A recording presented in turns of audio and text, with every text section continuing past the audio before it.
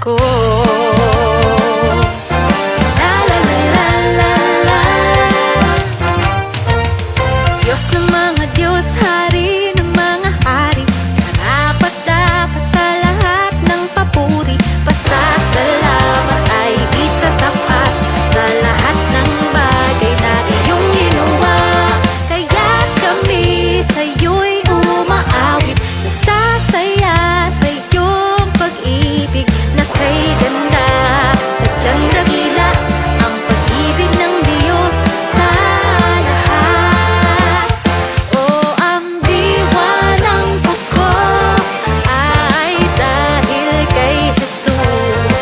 O ang diwa ng Pasko ay pag-ibig niya sa atin. O Manuel, Diyos ay sa atin. Jesus, ikaw ang diwa ng Pasko. Tayo ay magmahalan, magtulungan at magkatawaran. Ito ang puso ng ating Panginoon, Jesus. Tayo ay magmahalan, magtulungan at magpatawaran. Nagbibigay ngiti sa ating Panginoon. O ang diwa ng Pasko ay dahil kay Jesus. O ang diwa ng Pasko ay pag-ibig niya sa atin. O Manuel, Diyos ay sa atin. Jesus, ikaw ang diwa. O ang diwa ng Pasko ay dahil kay Jesus. O ang diwa ng Pasko ay pag-ibig niya sa atin. O Manuel, Diyos ay sa atin.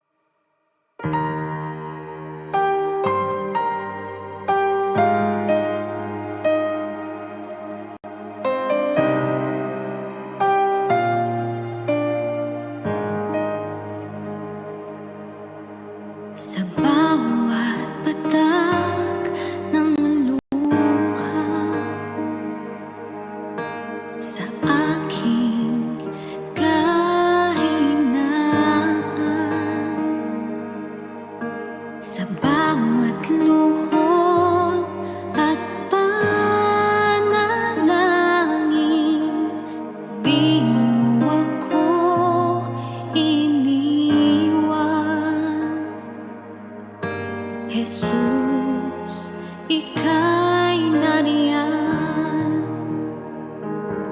Itataas ang aking mga kamay sa Diyos na mahabagin sa atin na tunay. O ang alay ko ay pusong basag, nagpapakumbaba sa iyong presensya. Maghari ka.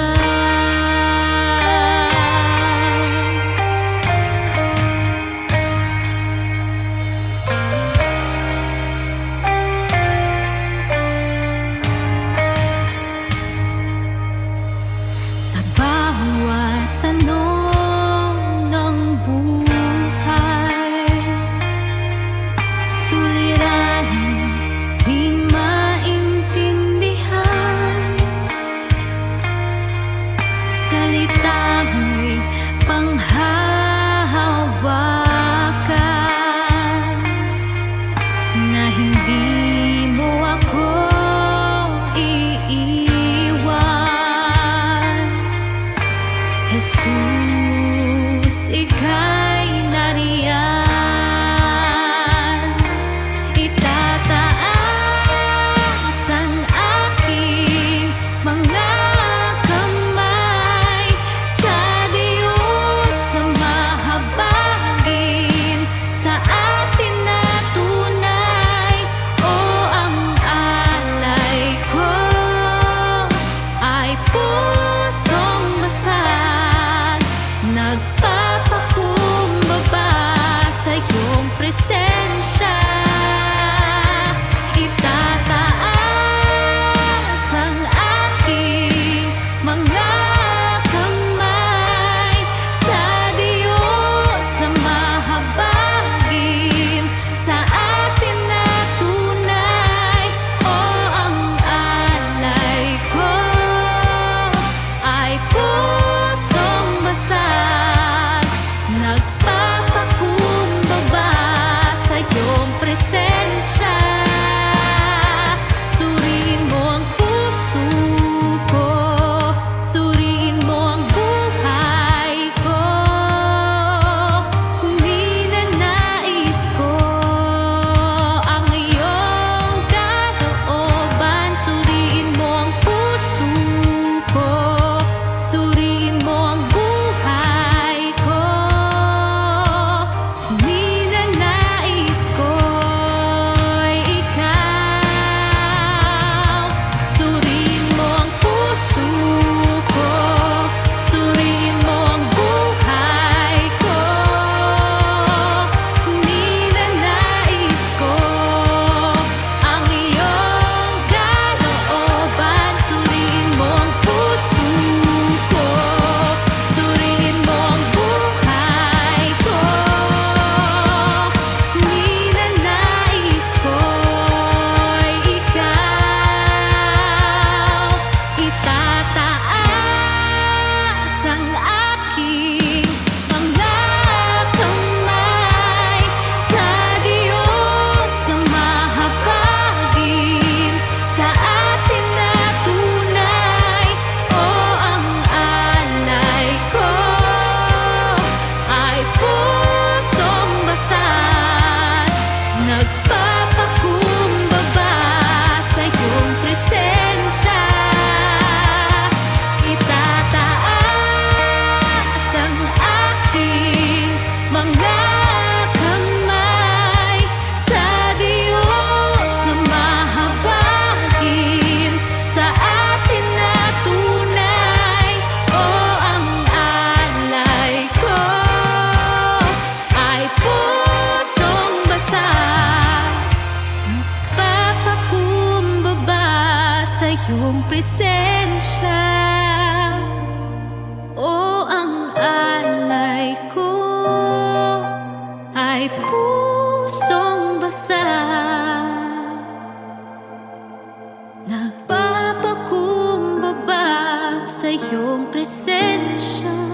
Maghari ka.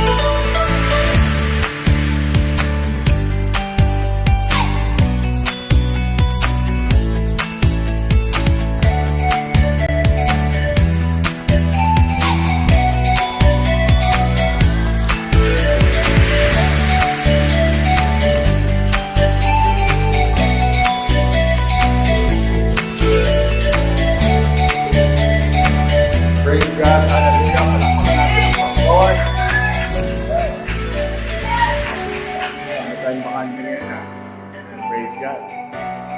Busy Okay. So, tayo po'y dadako sa pakikinig ng salita ng Diyos. At bago tayo siyempre magpatuloy, nais natin magpasalamat sa Diyos dahil sa panibagong linggo na ipinagkaloob sa atin ng Panginoon. Hawakan niyo po yung inyong katabi. Sabihin niyo sa Kanya, handa ka na ba? Sabihin mo, kamusta ka na? Ako'y nagagalak na ikaw ay makita. Napakasarap ng feeling pag tayo'y sama-sama. Palaging nagpupuri sa ating Panginoon. Hallelujah. May awit po niyan eh. May awit yan eh. Kay sarap ng feeling. Alam niyo po ba yung kantang yan? Hindi ko na po kakantahin. Pagpindot nyo na nga. Maganda po yan. Pakinggan natin. Di ba meron maganda yan? Pakinggan natin. Andiyan naman meron tayo. Maganda po yun. Awitin natin. Awitin natin para maganda po yung atmosphere. Andiyan yun eh. Ay, ba't may calculator? Ayan. Dito tayo kay sarap ng feeling. Ito. Ayan. Maganda po ito. Pakilaksan mo. Sige po, awitin natin sa Panginoon. Kahit po tayo, bigay natin sa Diyos ang lahat ng papuri. Awitin natin kay sarap ng feeling. Sa kanya, o sa kanya.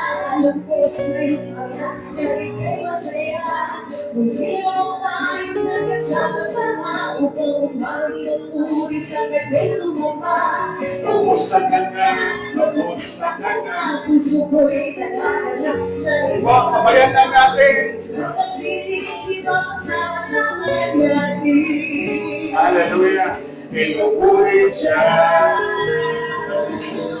May sarap ng feeling ko na ika'y kasama ko. Kasabay na umawi, kasabay na sumasamba.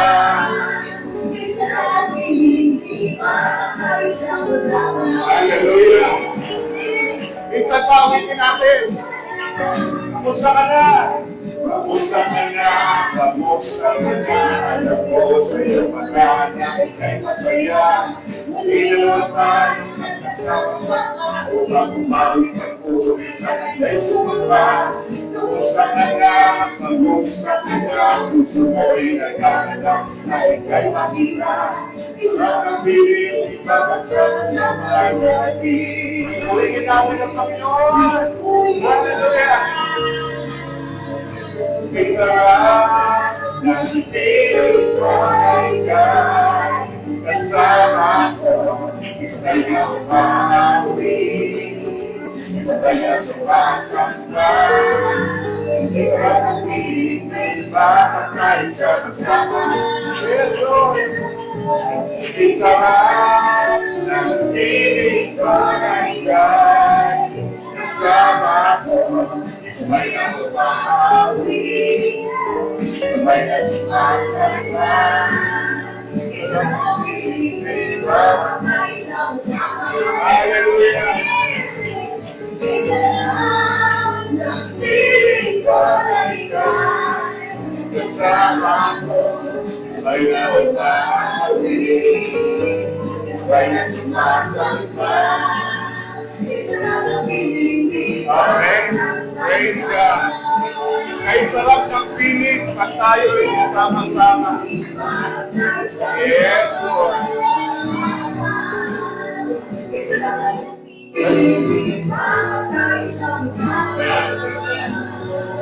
Hallelujah. Sige, patay mo na. Patay mo na. Patay mo na. Yan.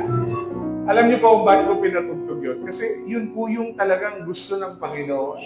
Kapag tayo'y sama-sama, masarap ang feeling. Amen. Kay sarap ng feeling kung tayo sama-sama na nagpupuri sa ating Panginoon at sumasamba. Kaya yung katabi mo, sabi mo, maging masaya ka na. Magkasama tayo ngayon. Ngumiti ka na. Ayan. So, praise God. Hallelujah. Tayo po'y dadako sa ating ika-4 na bahagi ng ating pong series patungkol sa what is God's purpose in our trials. Tayo po'y nasa Genesis 32 pa rin, verses 22 to 32. So, ano po yung mga purpose ng Lord sa mga pagsubok at sa mga pinagdadaanan nating mga difficulties, struggle o hirap? So, unahin po natin, pinag-aralan natin. Part 1, God's purpose in our trials is for us to focus on Him. Isa sa mga dahilan ng Panginoon kung bakit niya pinagkakaloob sa atin ang mga pagsubok ay dahil gusto niyang mag-focus tayo sa Kanya. Okay? Sabi ng Lord, mas malaki ang aking pangalan kaysa sa mga pagsubok. Amen? So yung mga pagsubok na ito ay pinapahintulot ng Diyos kasi gusto niya tumingin lang tayo sa Kanya. Okay? Pangalawa, isa sa mga purpose ng Lord kung bakit dumadaan tayo sa mga pagsubok ay para ma-develop yung ating perseverance. Sa Tagalog ay pagtitiis. Okay? So tayo pong lahat maraming tiisin. Sabi mo sa katabi mo, alam ko marami kang tiisin. Marami kang tinitiis. Pero salamat sa Lord. Bakit? Kasi yung pagtitiis mo ay dinidevelop ng Lord dahil gusto niyang patibayin ang iyong pananampalataya. Dahil pagdating ng araw, wala kayong kukwentong, Lord, salamat. Pinagdaanan namin ito kasi tumibay kami.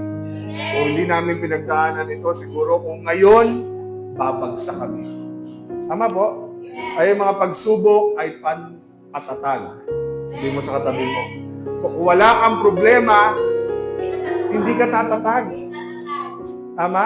Yung mga problema ay pang-patatag. Sabi mo sa katabi mo, pang-patatag. Sabi nga ng Lord, di na may bibigay sa atin yan kung hindi natin kakayanin. Tapat ang Diyos na tayo yung Kanya patatatagin, patitibayin hanggang matapos ang mga problema. Kasi araw-araw may problema. Ako lang po ba yung araw-araw may problema? Araw-araw, pabigat ng pabigat. Araw-araw, hindi madali na harapin ang mga problema. Pero mabuti ang Diyos dahil nade-develop ang salitang perseverance. Okay. Part 3. Ang purpose ng Lord sa ating mga trials ay para ma-recognize natin na tayo'y mahina. Minsan, kailangan nating aminin sa ating sarili na maraming bagay na hindi natin lahat kaya. At minsan, hanggat hindi natin na-recognize o nauunawaan, naiintindihan na hindi natin kaya ang lahat, mahina tayo, kailangan natin ng Diyos. Sabi nga, hanggat hindi mo nakikita yung pangangailangan mo sa Diyos, mga kapatid, mahihirapan kang intindihin ang mga bagay na ipinapagawa ng Panginoon sa atin. Alam niyo po, lahat tayo ay maraming kahinaan. Katulad ni Jacob, pinipilit at pinipilit niya na siya'y magpakatatag, pero sa totoo lang siya'y mahina. Marami siyang mga weaknesses, pero nakita niya, kailangan niya ang Diyos sa lahat ng ito. Mga bata, quiet. Para kayo focus kay Lord. Hindi niyo maintindihan yung mensahe. Okay? Pang-4, ito po yung ating pag-uusapan at pagbubulay-bulayan. Wala? Meron. Meron ako doon. Hindi ako makaka-attend ng kainan kapag hallelujah. Praise God. God's purpose in our trials is for us to grow in prayer. Okay. Ngayon po, pag-uusapan natin, alam niyo po, ito po yung part na sobrang ganda ng nais ng Panginoon, ng purpose ng Lord. Yung mag-grow tayo sa pananalangin. Alam niyo po, lahat ng Kristiyano, isa sa mga weakness niya, prayer. At isa sa mga weakness at walang part sa buhay ni Jacob, kulang siya sa pananalangin. Tingnan natin. Genesis 32 verse 26. At sinabi ng tao, bitawan mo na ako dahil mag-uumaga na. Pero sumagot si Jacob, hindi kita bibitawan hanggat hindi mo ako babasbasan. Alam niyo po, kapag binasa niyo yung mga nauna nating mga verses sa chapter 32, ang sabi po sa verse 25,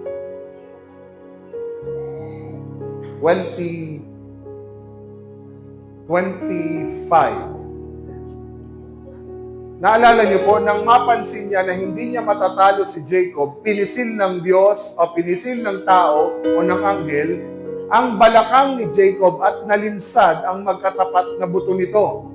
Dahil sa pagkakataong ito, mag-uumaga na at hindi pa rin binibitawan ni Jacob yung anghel na kung saan tumatayo bilang Diyos. Nakikipagbuno siya sa Panginoon, nakikipagbuno siya sa Diyos. Ang gusto niya, kapitan ng Diyos ng kanyang buong lakas. Kaya dahil mag-uumaga na, anong ginawa ng Panginoon? Pinisil ng Diyos ang balakang ni Jacob at luminsad o nalinsad ang magkatapat na buto nito. Ibig sabihin, ito po ay nabali, nasira. Okay? Pagdating ng verse 26, mga kapatid, dito sa pagkakataong ito, bitawan mo na ako dahil mag-uumaga na. Sa pagkakataong ito, mga kapatid, wala na, sira na, wasak na yung kanyang balakang, pero nakakapit pa rin siya. Nakakapit pa rin siya sa anghel. Sabi niya, bitawan mo na ako dahil mag-uumaga na. Pero sumagot si Jacob, hindi kita bibitawan. Kahit malinsad pa ang balakang ko, kahit mapisil mo pa ang balakang ko, hindi kita bibitawan hanggat hindi mo ako binabasbasan. Ano po ang punto ng Panginoon sa atin ngayong pong umaga? Sa puntong ito po ng verse 26, hindi na po siya nakikipagbuno dito. Nalinsad na buto eh. Wala na siyang kakayanan. Kumbaga sa punto po ito, sa areang ito, sa pagkakataong ito, hindi na po siya nakikipagbuno sa Diyos sa pagkakataong ito. Kundi, ano po nangyayari dito? Hinihiling niya na siya'y pagpalain. Alam niyo po, isa sa mga ugali at mayroong karakter si Jacob, talagang dedicated at committed siya na ma-bless siya ng Panginoon. Naalala niyo po, sa tiyan pa lang ng kanyang ina, nakikipag-away na siya, anong tawag nito? Nakikipagbunuan na rin siya. Na gusto niya siya maunang lumabas. Bakit? Bakit po? Kasi gusto niya siya ang makakuha ng basbas. Kahit, tingnan niyo po kahit na po nalinsad ang kanyang buto sa balakang, kahit napisil na, lumabas na, syempre wala ka ng lakas, hanggang dulo, ang gusto niya pa rin, siya'y basbasan. Ibig sabihin, karakter na po talaga ni Jacob na hindi siya titigil hanggat hindi siya binabasbasan.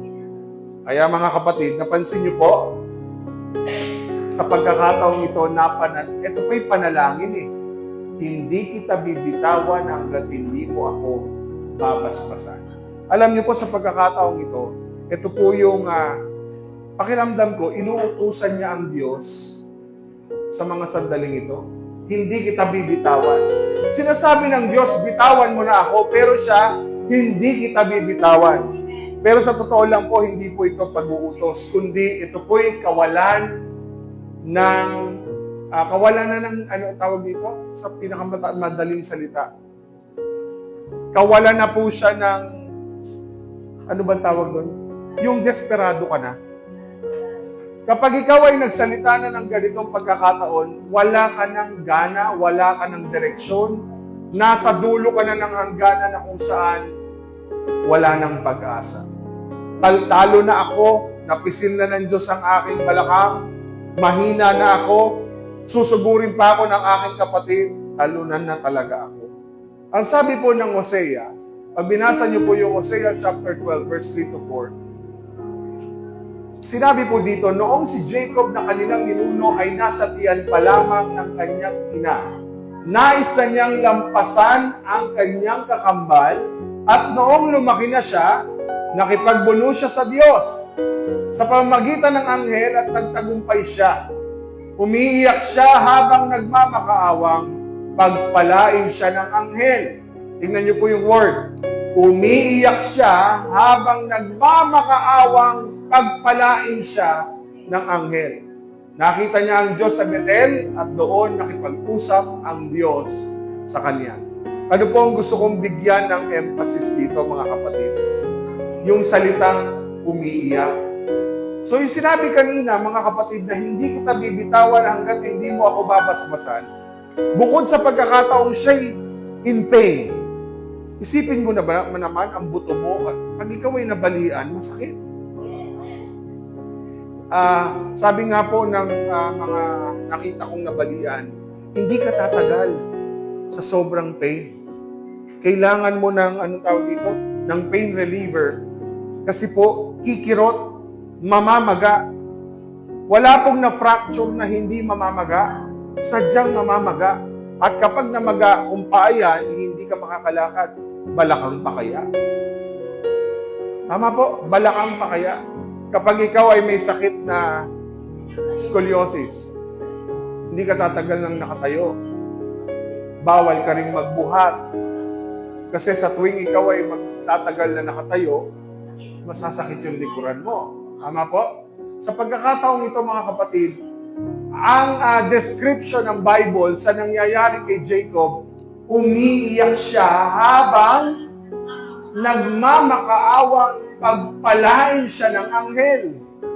Ibig sabihin nito, mga kapatid, nagmamakaawa na umiiyak pa. Okay? He cries out to God, Lord, hindi kita bibitawan hanggat hindi mo ako pinagpapala. Sa pagkakataon pong ito, alam ni Jacob, discerned ni Jacob, na hindi na po ito pakikipagbulong sa Diyos, kundi panalangin na ng may pagmamakaawa at pag-iyak. Hindi ko po alam kung nakaranas na po kayong lumapit sa Diyos ng iyak ka na talaga at nagmamakaawa. Pag dumating ka na sa punto ng buhay mo na umiiyak ka na at nagmamakaawa ka na sa Diyos, ibig sabihin, nandun ka na sa sitwasyong wala ka nang magawa. Hopeless na. Kailan po dumarating ang pag-iyak habang may pagmamakaawa? Sa panahon ng buhay o kamatayan ang pinag-uusapan. Tama po? Yung bang na-corner ka na, wala ka nang magawa, wala ka nang malapitan, kundi umiyak sa Diyos dahil nilinsad na ang lahat sa iyo, inalis na ang lahat ng mga pinaghahawakan mo, inalis na ng Diyos ang lahat ng kinakapitan mo, at wala ka nang malalapitan kundi ang Panginoon na lang. At syempre, pag maganda ang nangyayari sa buhay, hindi naman tayo nakasanayang umiyak at magmakaawa. Pero minsan dadaan talaga tayo ng Panginoon sa mabibigat na sandali katulad ni Jacob, na wala ka ng choice kundi, Lord, ikaw na po ang bahala. Okay? Sa pagkakataon din pong ito, sabi po, pinangalanan ni Jacob ang lugar na iyon na Peniel dahil sinabi niya, nakita ko ang mukha ng Diyos pero buhay pa rin ako. Sa pagkakataong ito, recognize ni Jacob na ang kanyang kaharap, ang kanyang nilabanan ay walang iba kundi ang ating Diyos. Kaya sabi niya, nakita ko ang mukha ng Diyos pero buhay pa rin ako. Si Jacob po ay hindi lingkod na makikita mo karakter niya ay pananalangin. He is not a man of prayer. Hindi po siya marunong manalangin. At mula po ng Genesis 25 hanggang Genesis 32, ito lang pong Genesis 32, 25 pababa. Diyan lang po naitala ang 2 beses na pananalangin ni Jacob. Okay? Nang malaman niya, nasusugurin siya ng kanyang kapatid, kasama ang 400 mga tao o tauhan. Anong ginawa niya? Napapanalangin niya. Minsan, kapag dumating ang pagkakataon na pinakakatakutan mo, wala kang magagawa kundi lumapit at manalangin. Tama po? Hindi ka naman mananalangin kung kaya mo pa eh. Tama? Pero pag dumaan ka na sa pagkakataon na wala ka ng choice, eto na yung pinakakatakutan mo sa buhay, Lord, tulungan mo ako. Tama po? Kaya nga, sa kanyang pananalangin, tingnan niyo pa, nanalangin si Jacob sa verse 9 ng chapter 32. Diyos ng aking lolo na si Abraham at Diyos ng aking ama na si Isaac, kayo po ang Panginoon na nagsabi sa akin na bumalik ako sa mga kamag-anak ko doon po sa lupain kung saan ako isinilang at pagpapalain niyo ako. Alam niyo po, pag dumating ka na sa pagkakataong ito, Lord, di ba anak mo ako? Di ba mahal mo ako? Di ba sabi mo, pinatawad mo na ako? Lahat yan binabalikan mo. Lord, sabi mo sa Word of God, sabi mo, ikaw ang aking provider. Lord, di ba sinabi mo na ikaw ang magbibigay ng lahat ng aking pangangailangan? Di ba, mga kapatid? Pero sa dulo, Lord, ikaw ang may sabi. Pero ano sabi? Sa verse 10, hindi po ako karapat-dapat tumanggap ng lahat ng kabutihan at katapatan na ipinakita niyo sa akin na inyong lingkod, sapagkat nang tumawid ako noon sa Jordan, wala po akong ibang dala kundi tungkod lang. Pero ngayon ay may dalawa na po akong grupo. Sa verse 11, hinihiling ko po sa inyo na iligtas niyo ako sa kapatid ko, si Esau. Natatakot po ako na baka pumunta siya rito at patayin kaming lahat, pati na ang mga asawa ko at mga anak nila.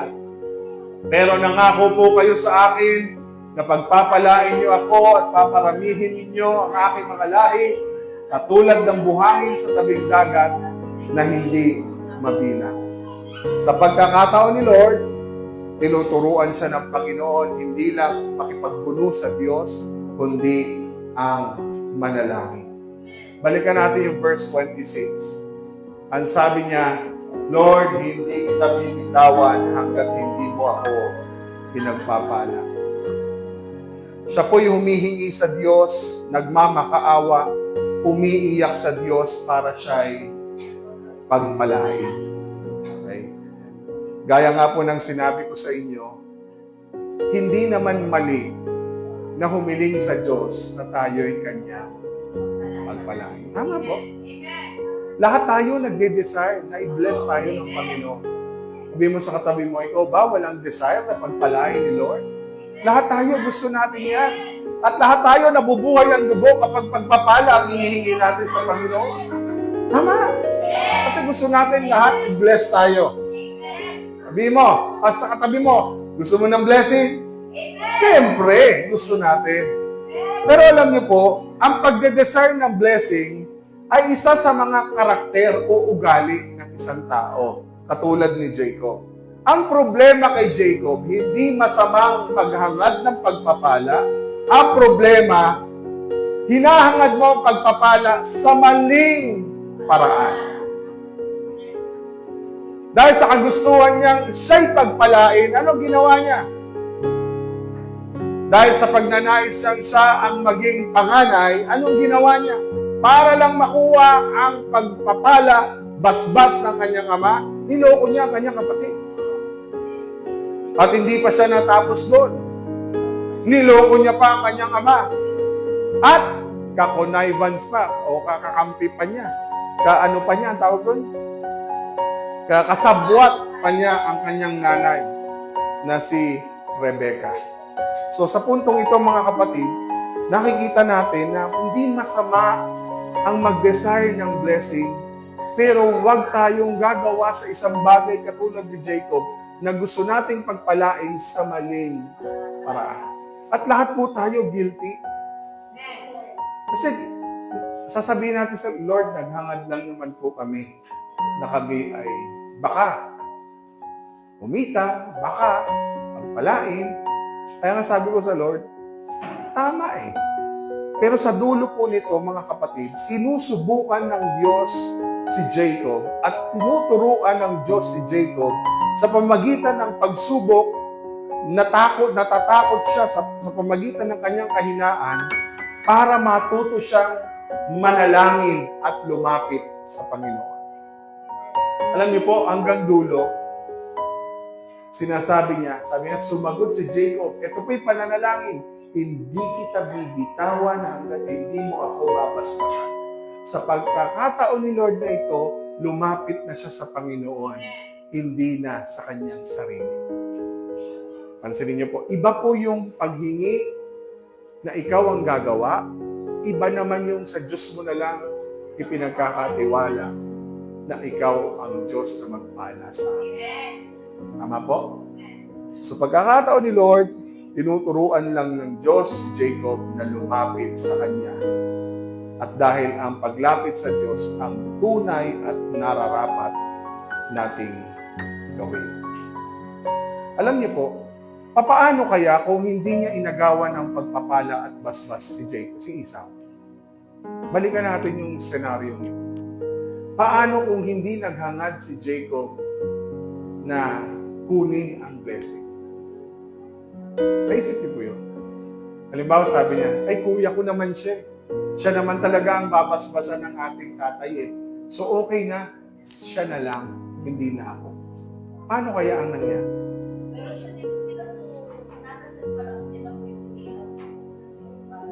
Apo. Pero, ang kanyang pamamaraan ay mali. So kung halimbawa, babalikan natin yung picture, hindi niya hinangad yung pagpapala na dapat para sa kanyang kapatid. Sa dulo, alam ng nanay niya, alam ng tatay niya kung sino ang pinili ng Diyos. So kahit pagpalain ng tatay niyang si Isaac, si Esau, iba ang pagpapala na galing sa Diyos na ibabasbas sa kanya. Iba ang blessing na galing sa kanyang tatay, iba ang blessing na galing sa Diyos. Pero dahil ang kanyang tingin, blessing, blessing, blessing, ang kanyang utak ay nandoon sa pagkilos ng tao, wala sa pagkilos ng Diyos. Iba po ang blessing na galing sa Diyos, iba ang galing sa tao lang, sa mundong ito.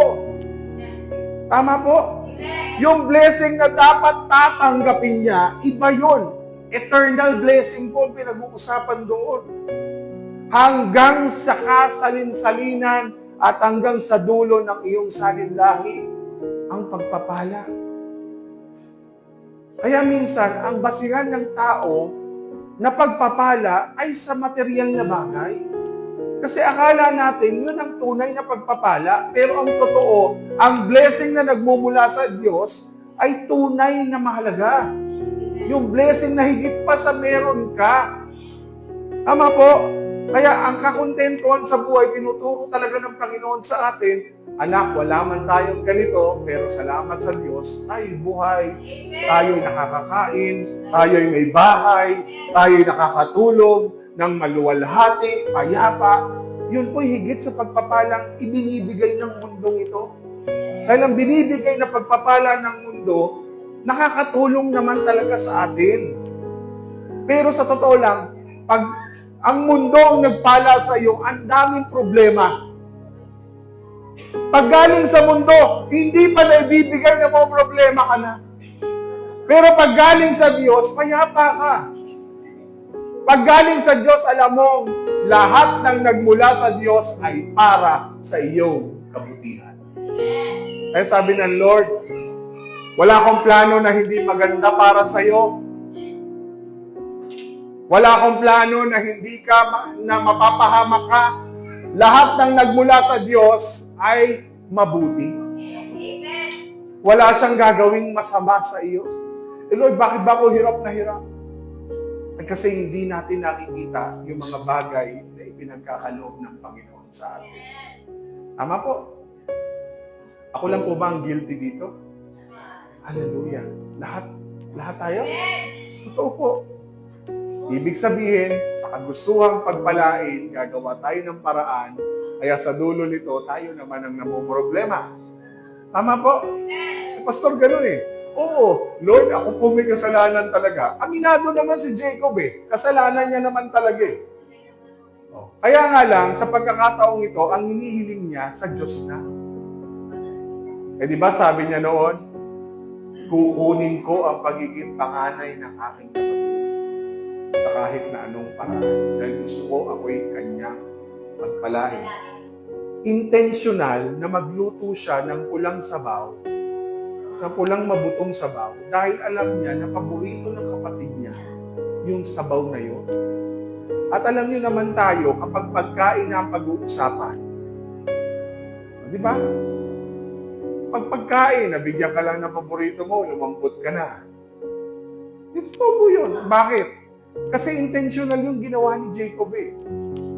Para madaya ko yung kapatid ko, bibigyan ko siya, sasabihin ko, hindi kita pakakainin hanggat hindi mo ibinibigay sa akin ang karapatan bilang isang pangalan.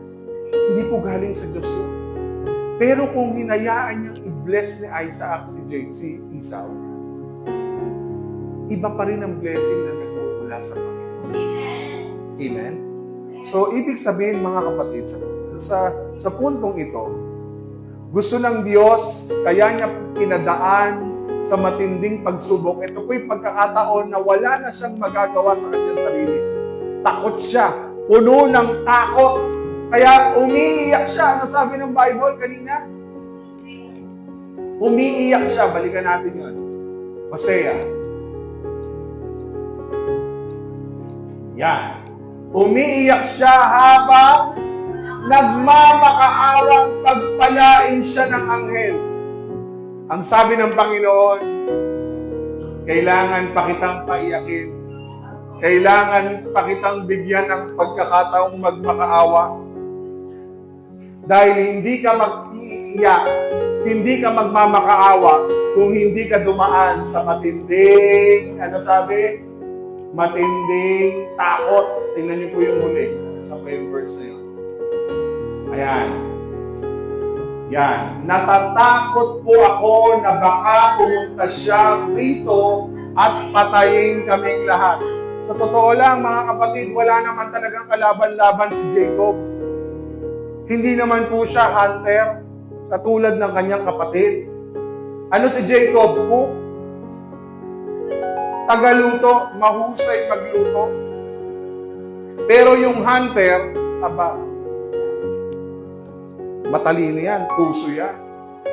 Tuso din naman si Jacob, tusong makuha ang pagpapala sa kanyang kapatid. Pero natatakot siya dahil bakit? Susugurin siya ng kanyang kapatid na si Esau. Ikaw ba naman, susugurin ka ng 400 katao? Isipin mo. At alam mo naman na ang kapatid mo'y galit sa iyo at gusto kang patayin, kaya anong gagawin mo? Magtatago na lang ako. Parang, siyempre, di ba? Katulad ng mga politiko, magtatago na lang ako para hindi ako mahuli. Dahil alam ko, mahuhuli ako. Dahil may warrant of arrest na. Totoo po yun. Tatago ka, galingan mo sa pagtatago. Pero sa punto po ni Lord, kaya ka natatakot, nilagay ng Diyos ang pagkatakot na ito para makita mo ang pangako ng Diyos.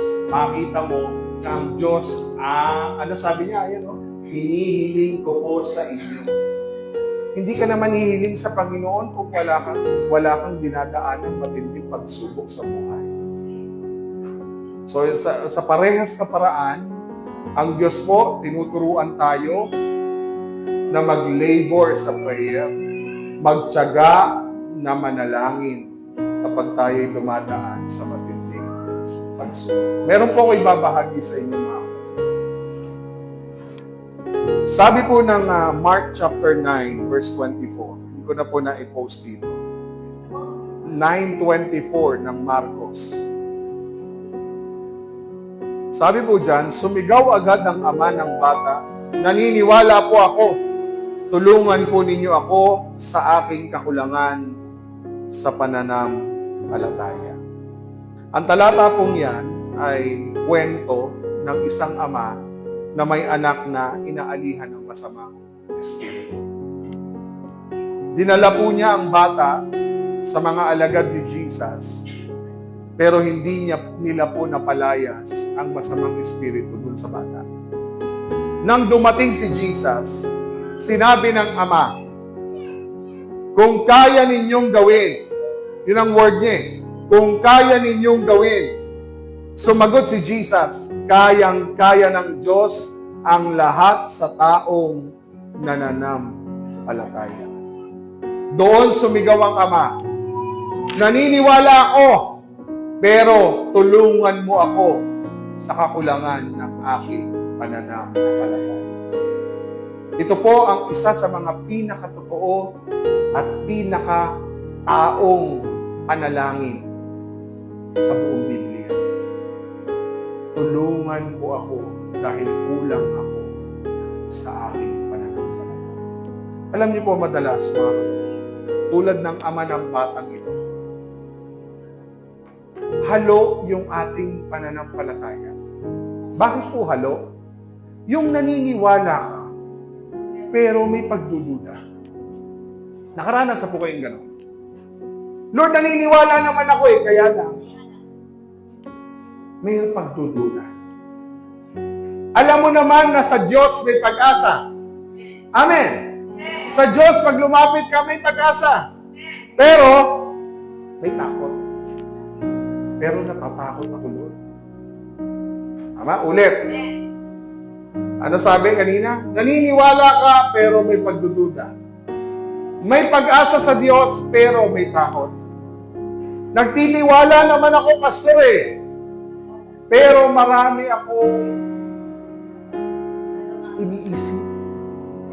Marami akong question. Marami akong agam-agam. Yun ang pinakamaganda, agam-agam. At ang ganda-ganda po nitong talatang ito. Hindi tinanggihan ni Jesus ang sigaw ng isang amang nawawalan na ng pag-asa. Tayo pong lahat, mga kapatid, meron tayong tinatawag na imperfect faith. Hindi perpekto ang ating pananampalataya. Sa pagkakataon ni Jacob, hindi perpekto si Jacob. Inaamin niya nga na siya'y makasalanan. Ano sabi niya? Hindi nga po ako karapat-dapat eh. Naalala niyo po yun? Ayan, sabi niya, hindi po ako karapat-dapat tumanggap ng lahat ng kabutihan at katapatan na ipinakita niyo sa akin na inyong lingkod. Sinasabi niya, Lord, hindi mo ko karapat-dapat na tugunin sa aking panalangin. Amen? Pero sa pagkakataong ito, mga kapatid, yung ama na ito, kulang siya sa pananampalataya. Meron siyang tinatawag na imperfect faith. Ibig sabihin, hindi tinanggihan ng Diyos ang puso ng isang tao umaamin na may kulang siya, na may kakulangan sa Kanya. Hindi kailangan ng Diyos na perpektong-perpekto ang pagkalapit mo sa Kanya. Ang hinahanap ng Diyos sa iyo, puso mo. Ang hinahanap ng Diyos sa iyo, ikaw mismo.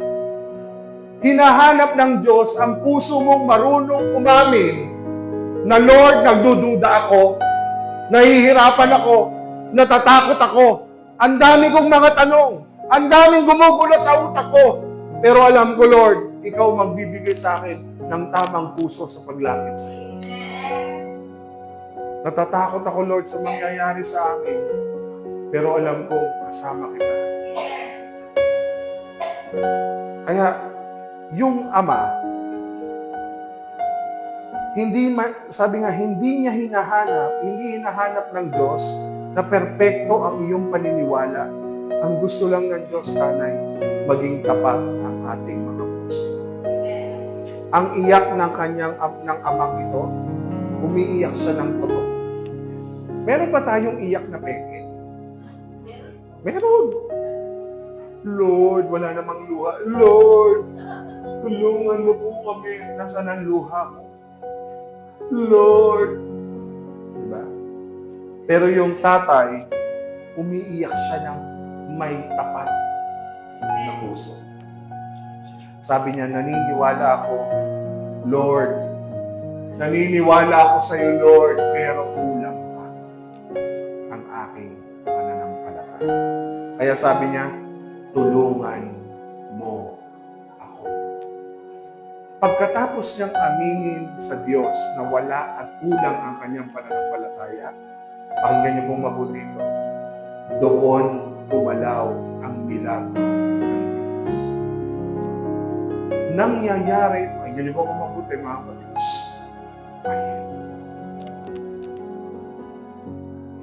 Ano sabi ko? Ano tuloy? Si Paul kasi nakatingin tuloy ako sa mga ganyan ni Paul eh. Ano yun? Nangyayari ang milagro sa panahon ng iyong pag-amin. Lord, kailangan ko po kayo kumilos ang Diyos sa buhay. Kumilos ang Diyos sa akin. Ang Diyos, ino-honor niya ang tunay at tapat na pag-amin. Hindi mo kailangan, Lord, sa kana ko lalapit kapag karapat dapat na. Hindi niya kailangan. Ang kailangan ng Diyos, pusong basa. Amen. Pusong basa. Hindi basa. Ba't nababasa ang puso? Kapag inamin natin sa Diyos ang limitasyon natin, mas nakakapagpakita ang Diyos ng lakas sa atin. Amen. Lord, hindi kita bibitawan hanggat hindi mo ko pinagpapala. Dahil ang Diyos na lang ang tanging solusyon na meron si Jacob para mabago ang isip ng kanyang kapatid. Amen. Wala na rin siyang lakas, wala na rin direksyon ng buhay niya. Talunan na rin siya. Pero alam mo, ang meron sa kanya, Lord, ikaw na lang ang meron ako. Kaya kung meron man ako hindi bibitawan, ikaw na lang po yun. Amen. Minsan ang mga Kristiyano, ang unang binibitawan kapag may problema ay ang Diyos. Pero ang hinihintay lang pala ng Diyos, lumapit tayo ng may totoo at tapat na puso. Amen. Amen. Amen. Ang Diyos ko'y tumutugon sa may pusong tapat at may pusong nananampalataya sa Kanya. Amen. Sabi ng Lord, hindi niya hinihingi na kasing laki ng dagat ang iyong pananampalataya. Gamutin lang ng buto ng mustasa. Kahit konti, anak, maniwala ka sa akin. Amen. Ganyan lang kakonti. Hindi niya hinihingi na kasing laki ng dagat ang pananampalataya mo. Ang hinihingi niya, maniwala ka lang kahit nagabutil man lang ng mustasa. Amen. Paniwalaan. Amen. Amen?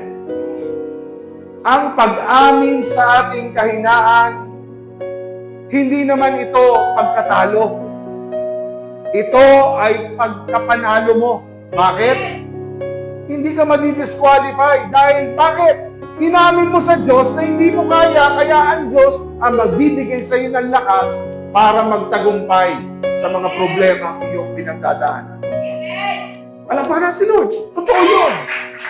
Sa pagkakataon ni Lord dito, si Jacob, humingi siya, Lord, hindi po ako bibitaw. Hanggat hindi mo ako pinagpapala. Mali, tama. Tama. Kasi si Lord na lang ang pwede mong kapitan. Amen. Si Lord na lang ang pwede mong pagkatiwalaan. Amen.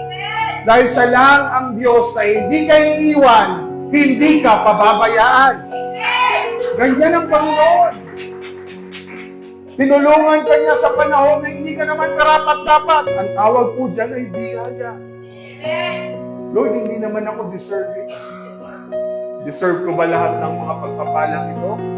Eh yung aking yung devotion, hindi ko ma-perfect. Yung aking ng pananalangin, hindi ko ma-perfect. Pero bakit ganyan ka pa rin pinagpapala ng Panginoon?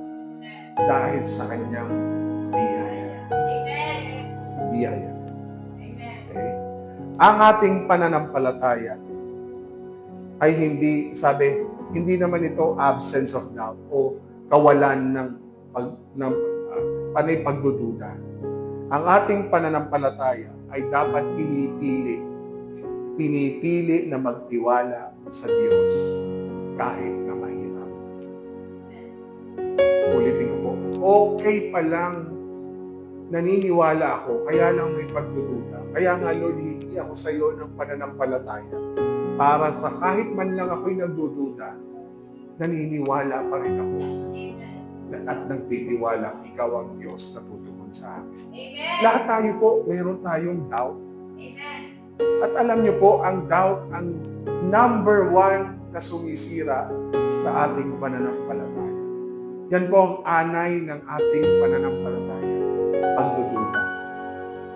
Pero kahit anong gawin natin, mga kapatid, hindi maalis sa atin ang salitang doubt o pagdududa o pag-aalin na. Papasok at papasok yan. Pero sabi ng Lord, kung nagdududa ka sa anong kayang gawin ng Diyos, dadagdagan mo lang ng iyong pagtitiwala sa Diyos. Lord, dagdagan mo pa ang aking pagtitiwala sa Diyos. Mahirap, pero dagdagan niyo pa. Nagtatanong ako, nagdadalawang isip ako, pero dagdagan niyo pa. Kaya sabi ng Lord, if you lack wisdom, humingi ka sa Diyos. Kung kulang ka ng lakas, humingi ka sa Diyos. Di ba? Kung meron kang kailangan, sa Diyos ka lumapit. Yun naman talaga yung word niya eh. Di ba? Ano man ang pagkukulang natin, sa Diyos tayo lalapit. Ang Diyos ay tapat na tayo'y pinagkakalooban ng mga pagpapala. Yun ang ating Panginoon. So, ibig sabihin, alalahanin natin siya sa panahon ng ating mga pinagdadaan ng pagsubok. Tinuturuan lang niya tayo magsambit sa Kanya, Lord, tulungan mo ako. Tulungan niyo po ako. Wawalan niya. Tandaan po natin, Jesus never rejects those who come with humility. Hindi ka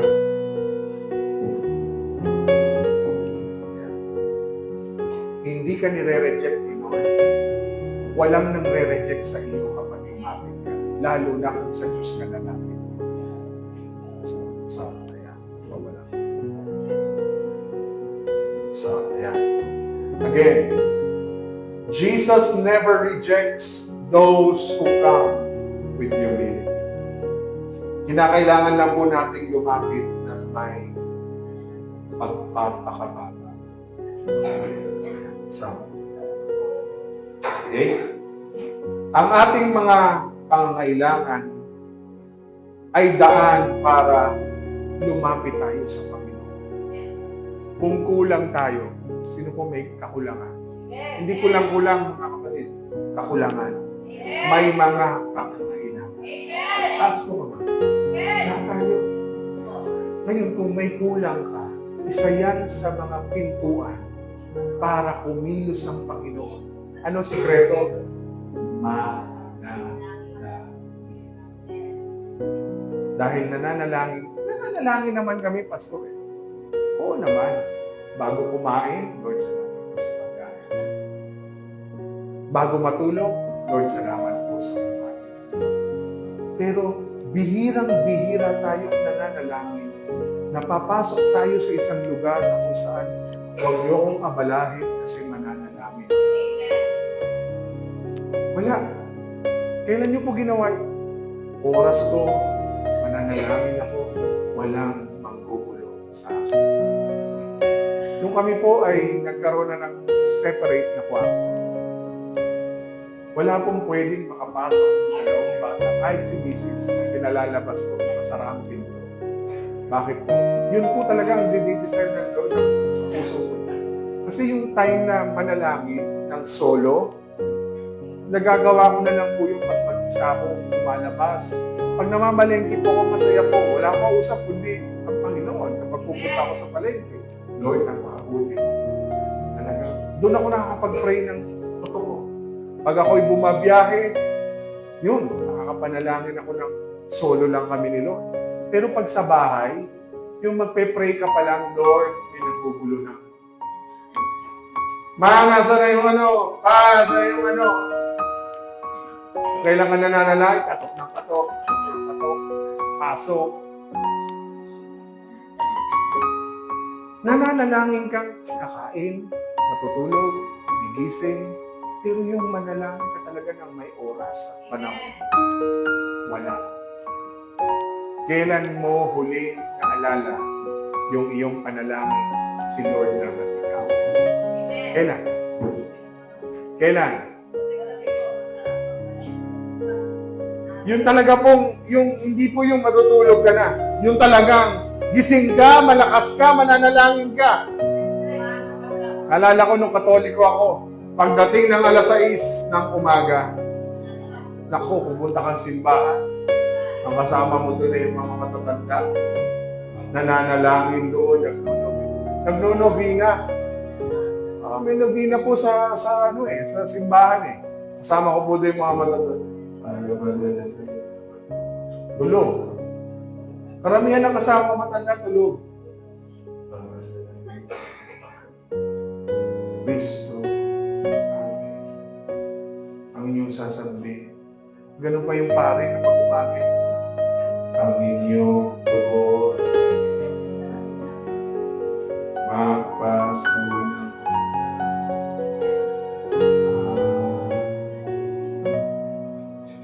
Ay, Senyor.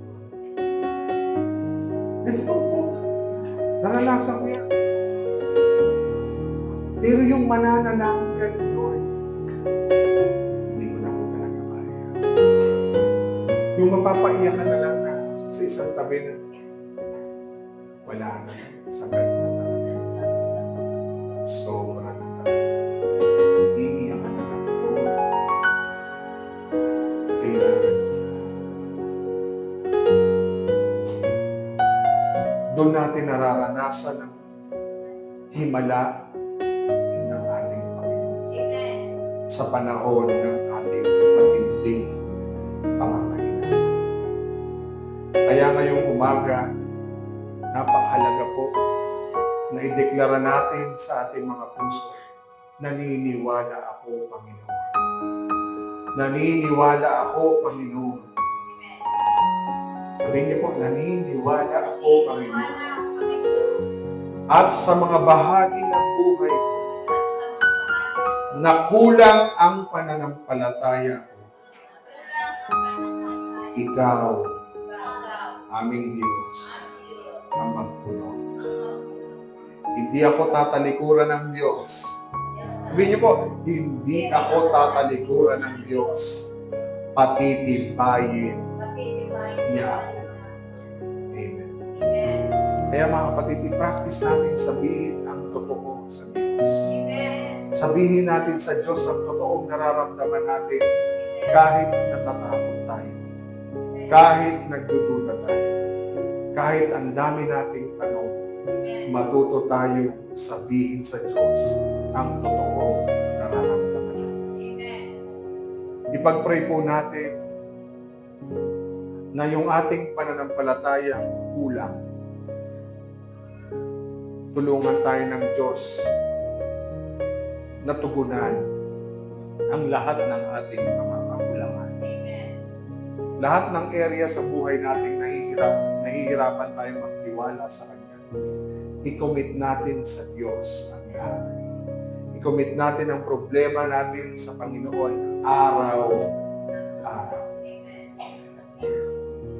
At practicing po natin ang simpleng panalangin, Lord, palakasin mo ko sa araw na ito. Ikaw lang, at ikaw lang ang may kaya. Kaya yan po ang paalala sa atin ni Lord. Ang paalala na ang pananampalataya, hindi mo kailangan maging perfecto. Lumapit ka lang sa Kanya ng totoo, tapat na puso, tutulungan ka ng ating Panginoon. Si Jacob, mahina. Si Jacob, wasak ang kanyang balakang, pero tinuruan siya ng Diyos na maging isang lingkod na marunong manalangin. Hindi lang marunong kumilos, kailangan marunong ka din manalangin. Tayo po'y lumapit sa Panginoon. Ama naming Diyos, maraming salamat po. Inaamin po namin at batid mo, Lord, na nandito na kami sa pagkakataon na minsan, Lord, naniniwala kami, pero marami pong daming mga bagay, mga tanong, mga iniisip, maraming takot, maraming pag-aalangan, maraming agam-agam. Pero tinuturuan mo kami, Lord, na maging tapat, na umamin sa lahat ng aming pagkakamali. Hindi mo hinahanap, O Diyos, ang perpektong paniniwala. Ang hinahanap mo sa amin, tapat na puso. Pusong tapat sa iyo, Panginoon. Pusong handang sabihin sa iyo ang totoo na wala na kaming magagawa, wala na kaming kakayanan. Ikaw na lamang ang tanging solusyon sa lahat ng aming pinagdadaanan. Naniniwala kami, Lord, pero kulang. Kaya, Lord, tulungan niyo kami magkaroon pa ng paniniwala. Taasan mo ba ang aming pananampalataya? Increase our faith, O God. Increase our trust to you, O God. Dahil yan ang kailangan namin ngayon, Lord. Matinding pagtitiwala at matinding pananampalataya. Kaya salamat, Panginoon, dahil sa umagang ito, naniniwala kami sa mga bahagi ng buhay namin kulang ang aming pananampalataya. Ikaw, O Diyos, ang magpupuno. Ngayong umaga, Lord, marami kaming kakulangan. Kaya, Lord, tulungan mo kami. Ikaw ang magpuno ng lahat ng kakulangan sa aming mga buhay. Hindi mo kami tatalikuran. Alam namin sa paglapit namin sa iyo, hindi kami mabibigo sa aming paglapit sa iyo. Patitibayin mo kami, O Diyos, at bibigyan kami ng puso, lumalapit, nauuhaw, nagtitiwala, at sumusunod sa iyo. Kaya Lord, kung kami man ay walang oras at panahon sa paglapit sa iyo, hindi po namin naisip, dumating pa kami sa punto ng aming buhay na kailangan kami madesperado, matakot, dahil sa mga pinagdadaanan namin pagsubok. Lord, ngayon pa lang, tinuturuan mo na kami maglaan ng oras at panahon na manalangin sa iyo. Kaya Lord, tulungan niyo po kami, samahan niyo po kami, at huwag niyo kaming bibitawan, Panginoon. Ngayon pa lang, Lord, palalimin mo ang aming oras ng pananalangin. Kagaya ni Kristo, si Jesus, Lord God, ang aming model. Naglalaan siya ng oras sa ilang para manalangin sa iyo. Amen. Tulungan mo kami na sa mga pagsubok at mga darating pa mga panahon ng aming buhay, magkaroon kami ng oras, magkaroon kami ng panahon na maglalaan talaga ng oras para sa iyo sa pananalangin at pagbabasa ng iyong mga salita. Dahil alam namin ito ang susi sa aming pananampalataya. Maraming salamat po. Tulungan mo kami, Panginoon. Samahan mo kami at pagtagumpayin mo kami. Maraming salamat, Lord, dahil sa mga pagsubok na ito, natututo kami lumapit at lumabog sa aming buhay pananalangin. At pagamat, Lord, ang Iglesia mo, O Diyos, maaaring naging kulang sa pananalangin, makita po ng bawat isa ng prayer ang susi para sa pagtaas ng aming pananampalataya. So, prayer at Word of God ang final decision of authority sa aming mga buhay. Maraming salamat, Panginoon. We bring back all the glory, honor, and praise to you, Lord. In Jesus Christ. Amen. Amen. Praise God. Tayo po ay magbabalik ng ating mga kaloob at ikapo sa ating Panginoon.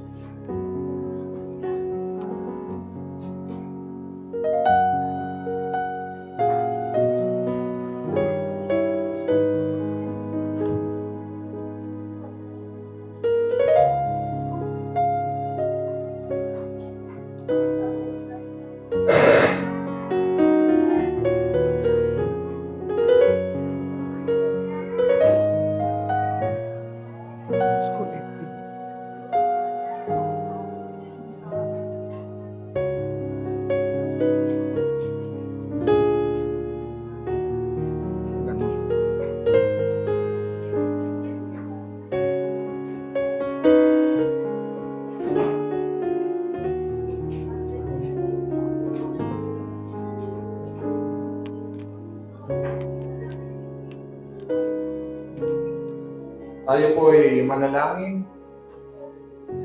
Manaming Diyos, maraming salamat sa mga biyayang ito na aming po tapat at buong pusong ibinabalik sa iyo, Panginoon.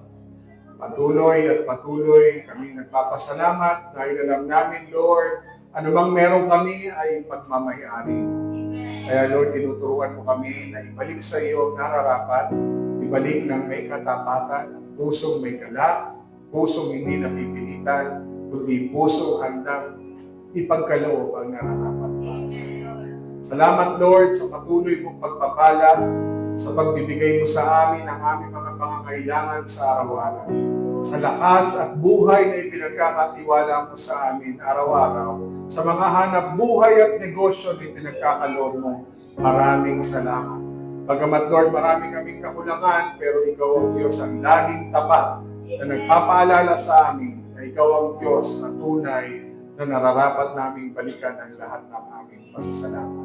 Kaya Lord, gaya ng iyong pinangako sa iyong mga salita, sa mga anak mo, Panginoon, na may tapat na puso, ikaw, O Diyos, ang magpapala ng higit sa kanila pong ninanais at patuloy na, Lord, na dinidesire ng kanilang mga puso. Kaya Lord, basbasan mo mga salaping amin po nga ibinalik sa iyo. At alam namin, Panginoon, ito'y magagamit para po sa iyong iglesia. Maraming salamat, Panginoon. Ibinabalik namin lahat ng papuri sa iyo sa tanging pangalan ni Kristo Jesus. Amen. Amen.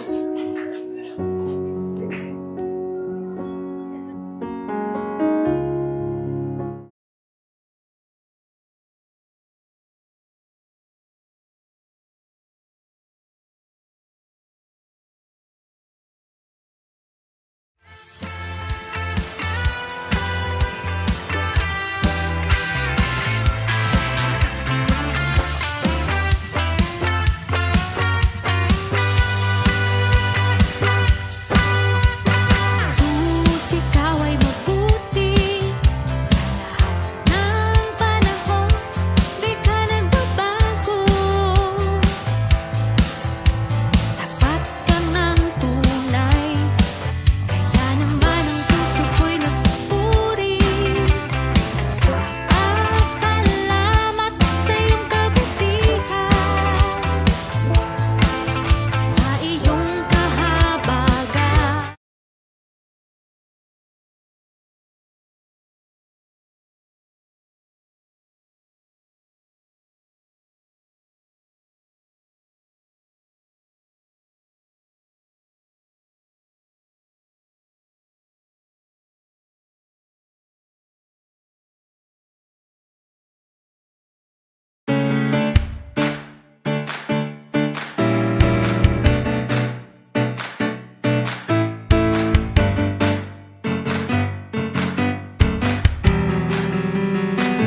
Magsasaya sa iyong nilikha, o halina tayo ay sumba sa Panginoon. Ito ang araw na Kanyang ginawa. May pag-asa na nakalaan na tiyak, di